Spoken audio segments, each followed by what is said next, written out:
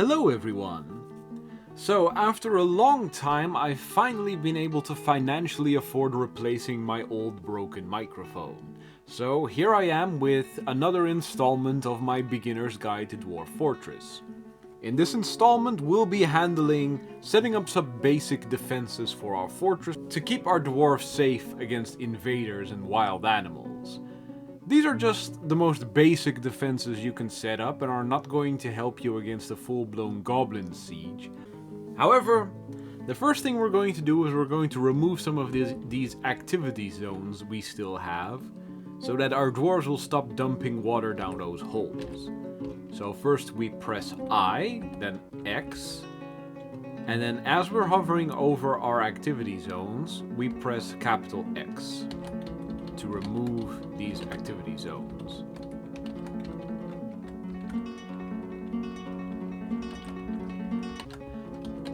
If you forget about these activity zones, your dwarves will just keep dumping water down them, which isn't dangerous, but it will waste a lot of their time. Alright, so now that that's done, we can focus on our defenses. So, the big thing you'll notice about our fortress is that a lot of our dwarves are running back and forth between the entrance and the inside of our fort. But there's nothing really stopping dangerous animals or even goblins or kobolds from getting into our fort. It's literally just that one corridor that's probably starting to get a little bit too narrow for all the animals running through it. So we're going to set up some basic defenses. The first thing we're going to need is mechanisms. Now, it's very likely that we don't yet have a dwarf assigned to be a mechanist, so we're going to go revisit our old friend the Fisher Dwarf, who, if I remember correctly, we removed his job. Yeah, he used to be a fisher, but we removed that job in an earlier video, so we're going to assign him to be an engineer. Specifically a mechanics engineer.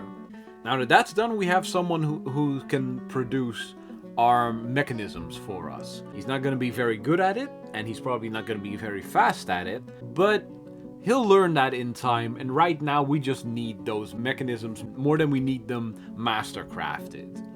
So now we're going to add some new orders. So in case you need a refresher, press J and M in order to get into the manager screen, and then press Q in order to add a new order. So we're going to need about, let's see, we're going to make mechanisms.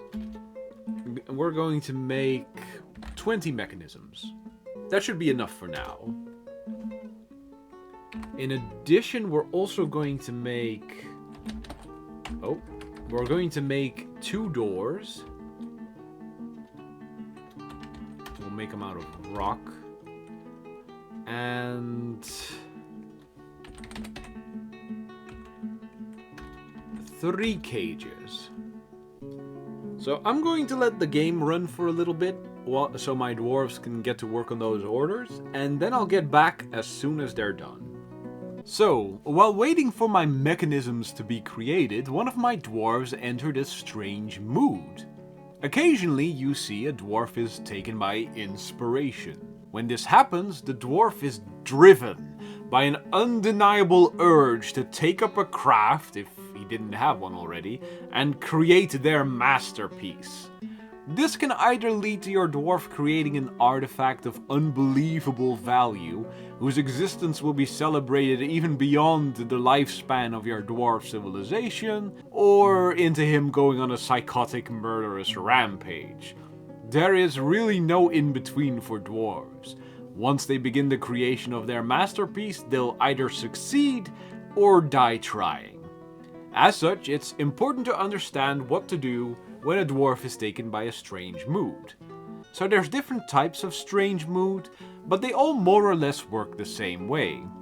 A dwarf will claim a workshop, which makes that workshop unusable until the dwarf is done, and cancels any orders at that workshop, and will begin collecting any materials it needs for its creation.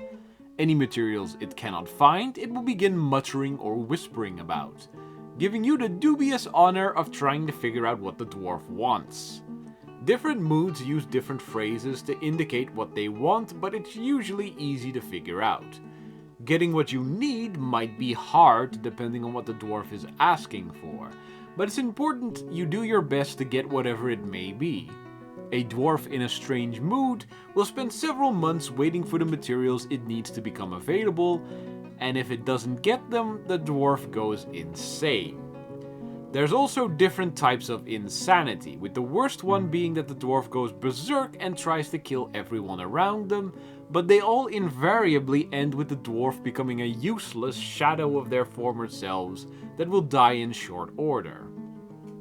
If, however, you succeed at giving the dwarf his requested materials, not only will he create a named artifact, which are the most valuable items in the game, but with the possession of the possessed moods, the dwarf will also immediately become a master in whatever craft he engaged in for the strange mood.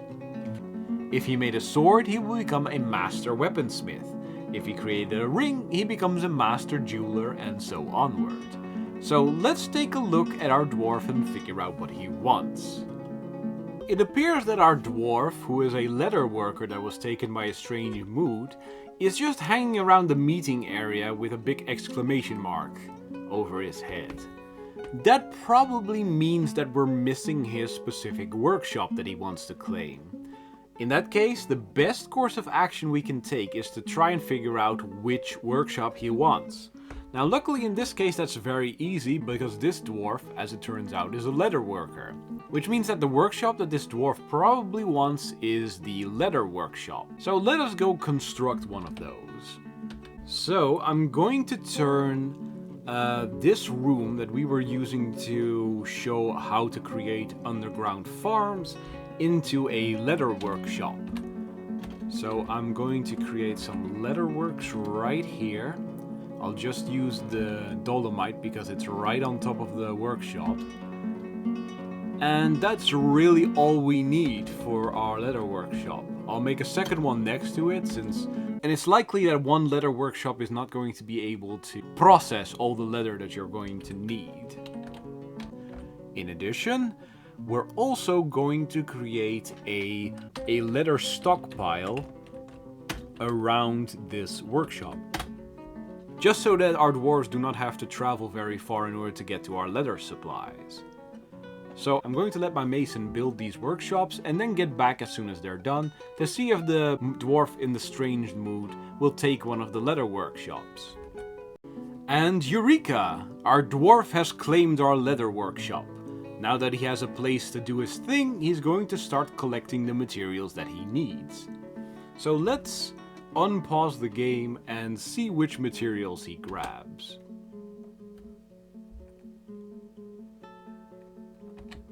Let's see. Oh, so as it turns out, he needs both bones and tanned hides. He's clearly saying that he needs those.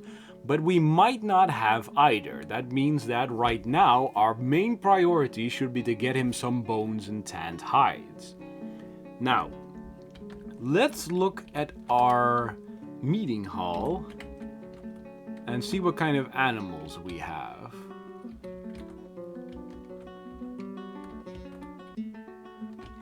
Well, we still have a stray horse, which is unfortunate for the horse, but that means that we are going to have to butcher him for his bones, his meat, and hide.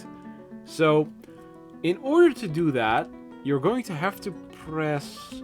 what was it? Press V, then go over the stray horse, and press P as though you were going to assign it labor. You cannot give most animals a job, unfortunately, but you can ready most animals for slaughter. When you do this, the butcher, if your fort has one, is going to drag the animal to the nearest butcher's workshop and instantly kill it and provide your fort with a plethora of different resources.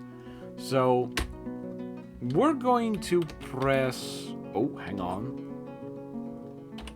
We're going to set ready for slaughter to yes. That will unfortunately cost us our last horse.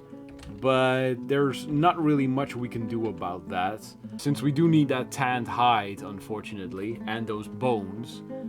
And I don't think we have a butcher, so we're going to take this ranger over here, and we're going to go into his labor menu, and we're going to turn on, let's see, that should be under farming and related, butchery. So now this guy is going to be responsible for butchering our various animals. And just to be sure that we'll also get some tanned hides out of that, we're also going to enable tanning on him. So now we have a dwarf responsible for both butchering animals and tanning any hides that he produces. There might already be dwarves with these specific jobs, but just to be safe, I'm going to give this dwarf those 2 jobs as well, just to make sure that I'm going to be able to get that horse butchered and those hides tanned as quickly as possible. So let's unpause the game and watch our unfortunate horse get dragged to the slaughter. So here you can see that the dwarf starts dragging the horse around. And unfortunately, here goes the horse into the butcher's workshop, and he's gone. So this produces a whole bunch of resources. You can't see them inside the workshop, unfortunately, but you did see all the dwarves like taking all the resources out of the workshop and moving it elsewhere into the fort. Now, this means that we should now have some, let's see. This means that we should now have some hide, some horse hide. Now, I'm going to pause the game for a minute and figure out what the steps were in order to get that horse hide tanned. I'm not sure if I remember correctly, so I'll be right back. Now, unfortunately, I did discover I made a slight mistake. In order to turn hides into usable leather, you need a tanning workshop, not just a leather works. My apologies for that. So in order to create our tanning workshop, I'm going to remove some of these stockpiles over here. And then I'm going to press B, a W, and followed by N in order to create the tanner shop. And again, I'm going to construct it with dolomite in order to speed things up. And I'm going to be back as soon as my hide has been produced. Okay, so unfortunately, after the tanned hide was produced, our leather worker immediately grabbed it and added it to his project, but he's still saying he needs tanned hides. That means that unfortunately, the one horse did not produce enough tanned leather for him to be able to create his project, which means we're going to have to designate another animal for butchering. This also means that he will not yet collect the bones that he needs, even though those are probably available already. This is because the dwarf will only try to gather the resources that he needs in order. So if he needs tanned hides first and then bones, he will not collect the bones until he has enough tanned hides. So I'm going to designate another animal for slaughter and then be back as soon as I have enough hides. Alright, so after slaughtering an adorable baby llama for its skin, yes, I'm very proud of myself, the dwarf collected not just the last hide that he needed, but he also collected the bones that he needed in order to begin his construction, which it now says at the bottom of the screen. This is actually an announcement that you can also see in the announcement menu if you press A. As soon as you see that dwarf's name has begun a mysterious construction, you've succeeded at your task of giving him all the materials that he needs, and you should just let him work. At this point, we can only wait and see what he will create.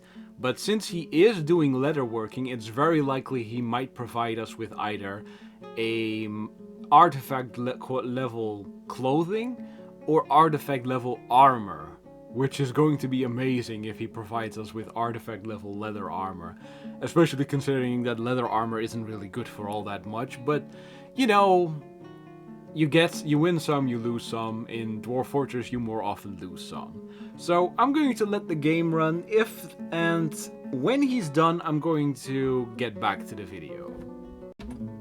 Alright, so he is done with his project, and as we can see, he has created the Billfish, an intricate horse leather low boot. That's, well, here, let me show you what happened to that dwarf's skills. And then, there we have it, he is now a legendary leather worker. That is the very highest level of skill a dwarf can attain. And not only that, but we have a single artifact level boot. With presumably no opposite boot to go with it. Okay, yeah, I'm not going to argue that dwarves always pick the smartest things to make artifacts out of, but considering that you do get a legendary leather worker out of it, I really should not be complaining. So this is all well and good. We now also have our leather worker set up. Now, beyond this point, there's no real concern for alarm, but you should be aware that artifacts are extremely valuable. Not just to your fortress, which makes it more likely that you're going to see thieves and raiders show up, but it's also very valuable to the person who created it. Losing an artifact to a thief or a raider band can be disastrous, and you really should avoid that happening at all costs.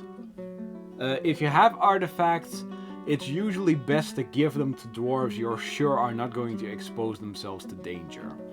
However, the exception to this is if you have artifact level weapons, even if they were made from like completely nonsensical materials, like having a helmet made out of lead, or a sword made out of stone, or anything like that, there's a chance, a small chance, depending on the material that was used, that sword may still outperform your other weapons, because a artifact level armor and artifact level weapons are a lot better than contemporary weapons, and the only problem is that you're very, very unlikely to get a artifact weapon or armor piece of a good material. This is because the material that a dwarf chooses is based on which materials you have available and which materials the dwarf prefers. If the dwarf prefers, say, copper for its, like as a personality trait, then the dwarf is much more likely to create an artifact out of copper if you have any copper available. So that means that it's generally very unlikely that your dwarf will create artifact-grade weapons or armor out of desirable materials. But you never know. In one dwarven fortress, I got lucky enough to have a dwarven smith get into a strange mood and then create a warhammer out of platinum, which is the absolute best material to make bludgeoning weapons out of. So I got really lucky there, and if you're lucky, you might get something similar, but it's almost impossible to force that from happening. So generally, you should just take the artifact as is and just hope for the best. So I'm gonna stop the recording and come back to you when all my mechanisms are done so we can get back on the topic of fortress defenses. So, now that we have most of our mechanisms done, we can start setting up some basic defenses to keep wild animals out of our fort. And, of course, to give us some insurance just in case a big goblin raiding party or siege shows up. So the very first thing we're going to do is press B, followed by D, in order to set up two doors. One over here, and one over here. A lot of animals that are dangerous to your dwarves will not be stopped by doors, but setting up doors at the beginning and end of the corridor leading into your fort is generally just good practice, as at the very least it will stop intruders from shooting into your fort. So, the next thing we're going to build is we're going to, again, you can go back to the main menu, but I'm going to, you can go back to the main menu if you want, but you don't have to. you can press get into the build menu again, and then press capital T. This puts you in the traps section of the build menu. Now here I'm going to set up a number of traps. And these are going to be the most basic traps in the game, which are Stonefall traps. Now, the Stonefall traps are extremely simple. They're basically just a pressure plate, if you will. And if an enemy or a wild animal steps on the pressure plate, a large boulder will come falling down from the ceiling and hopefully crush their skull. It's not guaranteed that it will. This type of trap is a lot more effective against like wild animals or unarmored enemies than it is on armored enemies or like some of the very dangerous animals that you can find out in the wilderness like mega beasts. But it does help protect your fort against intruders in a pinch, especially this early in your fort's development. So we're going to build a stone trap here. Just select these mechanisms. The type of mechanisms you have might differ depending on where you started your fort and what type of stones you have available. And I'm going to set up 5 of these along this corridor. So any enemy that is trying to get into the fort is going to have to dodge at least 5 of these boulders falling out of the ceiling, which is not very likely to happen. Then, and this is my personal preference, but I also set up a cage trap at the very start of this corridor. This is because if a wild animal is trying to get into your fort, then more often than not, it is more valuable to capture it rather than have it crushed to death by a barrage of boulders. This is because if you capture an animal, you can put it either in a cage somewhere where all your dwarves can see it and admire it, or you can tame it and turn it into a livestock or maybe even a combat animal, depending on what you want. Or if you want, you can just trade it to the elves. That's really up to you. Just don't put it in a wooden cage if you do that. Anyway, so this setup will not take your dwarves very long to build. So I'm going to skip letting my dwarves set that up and go straight to the last piece that we need for our beginning, for our initial defenses.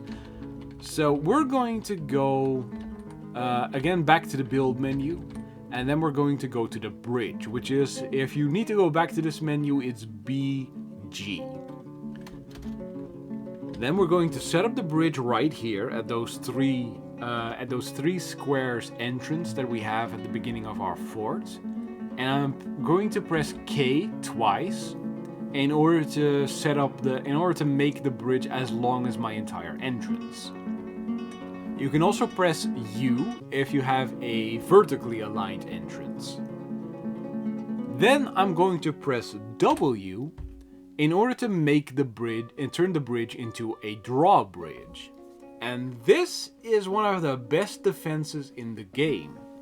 You see, when you create a bridge like this, it turns into a wall the moment you pull a lever that has been connected to this bridge, which I'll show you later. And this type of wall is indestructible by various types of enemies that would otherwise be able to destroy your defenses. So by turning your entrance into a drawbridge, you can effectively create a situation in which any type of attacking force that is trying to get into your fort will have to face that drawbridge, and they cannot get through that drawbridge. This does not completely fix the issue of goblin sieges or mega beasts, but it is one of the most important steps in keeping your fortress safe. So I'm going to place that drawbridge here. I'm going to use dolomite for it because this is going to be a... No, you know what? I don't like using flux-stone for these types of projects, so I'm going to use schist, whatever it is. And lastly, we're going back to the build menu. Again, we're going to press capital T. And we're going to press L in order to build a lever. And we're going to build our lever right here in the meeting area. So there will almost always be a dwarf nearby to pull it if it's needed. So again, we only need to select a mechanism and then the lever will be in the process of construction. So now we only have to wait for our dwarves to construct the bridge, the traps, the doors, and our lever. And I'll be back as soon as they're done with that. Alright, so our dwarves have successfully set up our trapped corridor and created our drawbridge. The last step we need to take in order to secure our fort is to link this particular lever to that drawbridge. So we're going to press Q and then hover over that lever, and then we're going to press A in order to add a new job, and the job we're going to take is B, link up a new bridge. So we can see our rough schist bridge over here. That's the one we're going to want to connect to this lever. So we're going to use our best quality mechanisms for this, because dwarves will be passing through, and I like for them to be able to admire our engineer's handiwork. So I'm going to select these two mechanisms. So now we only have to wait for, I think, either our architect or our engineer to connect the lever to our bridge. And we'll be back as that's done. Alright, so now that we have our lever linked, we are able to turn this lever, and that will effectively turn our drawbridge into a wall. So I'm just gonna give the order to pull that lever, and hopefully no dwarf will be on top of the bridge when it activates, because that will send them crushed into the ceiling. So let's hope that doesn't happen. Let's see. Yeah, let's just see if I can stop my dwarves from going outside by doing this. Yep. So now my dwarves have effectively cut themselves off from the outside world. The one exit has now been turned into a wall. So as you can see, no more dwarves or animals are running outside. That I know that doesn't sound like a very good argument.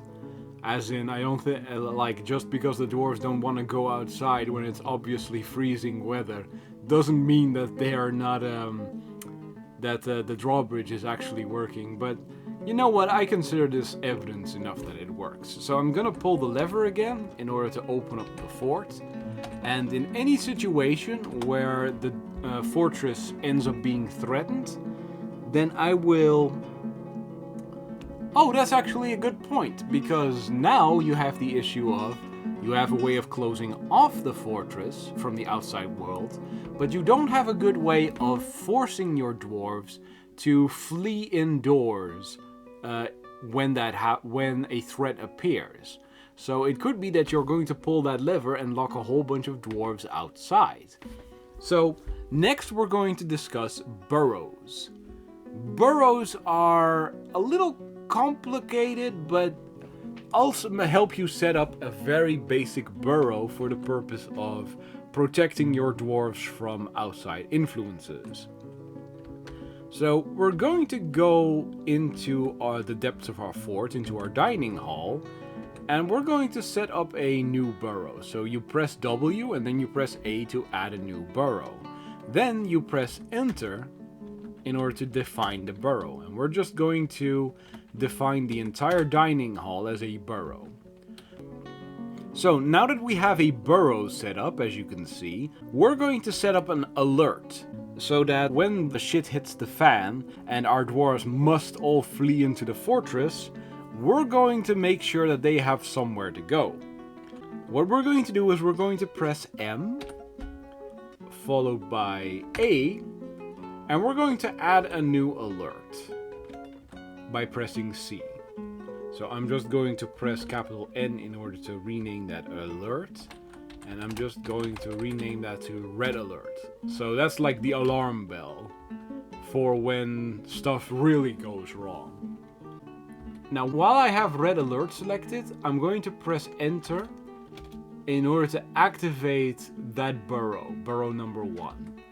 So now, when a red alert becomes active, all dwarves will start running into burrow number 1. This of course means that all your dwarves will be stuck inside a single room, but at the same time it also means that your dwarves will not be trying to fish outside when a dragon swoops in to attack. Which is good. So if you end up in a situation, and I hope you don't at this stage of the game, where a goblin raiding force or worse a goblin siege shows up, all you have to do is activate Red Alert. So you go back into this menu and you press enter when hovering over Red Alert. That activates that alert, and since that burrow is active, it will cause all your dwarves, except for your military dwarves, to run into that burrow. Now we'll get back to a military at a later video, but for now, this is enough to keep your fortress safe. The moment you end up in a situation where you do not want your dwarves outside your fort and you need to close off your fort from the outside world, first go into the alerts menu, activate Red Alert to make sure that all your dwarves are in your fort, and this gets a little tricky because realistically you want to set up another lever in here.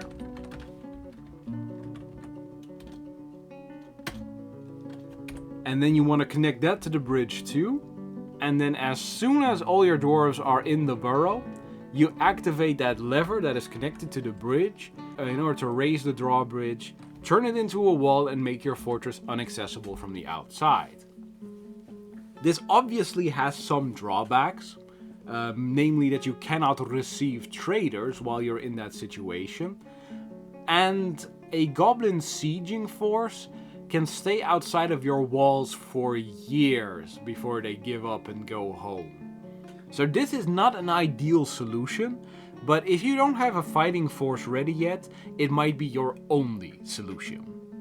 So in the meantime, do not forget to make sure that your brewers and your cooks continue working and that you have enough of a supply of food and alcohol to last your dwarves through the winter. Thank you all for watching, and I'll see you all in the next video, in which I'll be discussing how to set up a permanent water supply for your fort and how to set up a hospital.